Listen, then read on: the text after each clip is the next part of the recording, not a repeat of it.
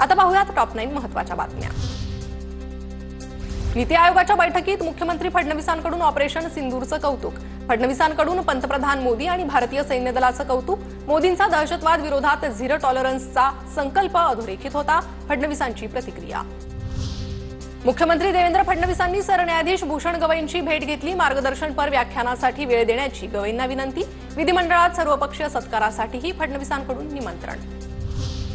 भाजप नेते किरीट सोमय्या यांच्या बैठकीवर तहसीलदारांचा बहिष्कार। अमरावती जिल्ह्यात येऊन सोमय्या फौजदारी कारवाईबाबत दबाव टाकत असल्याचा तहसीलदार संघटनेचा आरोप। साताऱ्यात पवारांच्या राष्ट्रवादीला धक्का। सत्यजित पाटणकर भाजपच्या वाटेवर। सोमवारच्या बैठकीत भाजप प्रवेशाबाबत चर्चा होणार असल्याची माहिती। सत्यजित पाटणकर हे माजी मंत्री विक्रमसिंह पाटणकरांचे पुत्र। धुळे गुलमोहर विश्रामगृहातील 1,84,00,000 रोकड प्रकरणातील पंचनाम्यावेळीची नोटांनी भरलेल्या 12 बॅगांचे व्हिडिओ व्हायरल। पोलिसांनी 3 मशीनद्वारे सर्व रक्कम मोजली होती। विधिमंडळ अंदाज समितीसाठी पैसे ठेवल्याचा अनिल गोटेंचा आरोप। ठाण्यात नालेसफाईच्या पाहणी दरम्यान कट्टर विरोधक आमने-सामने। जितेंद्र आव्हाड आणि नजीम मुल्ला यांच्याकडून नालेसफाईची पाहणी। पावसाळ्याच्या तोंडावर ठाण्यात नालेसफाईच्या कामांना वेग।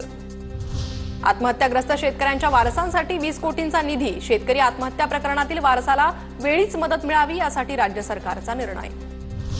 राज्यातल्या धरणांनी तळ गाठला। पाणीसाठा अवघ्या 28%वर। कोयना धरणात फक्त 19% पाणीसाठा।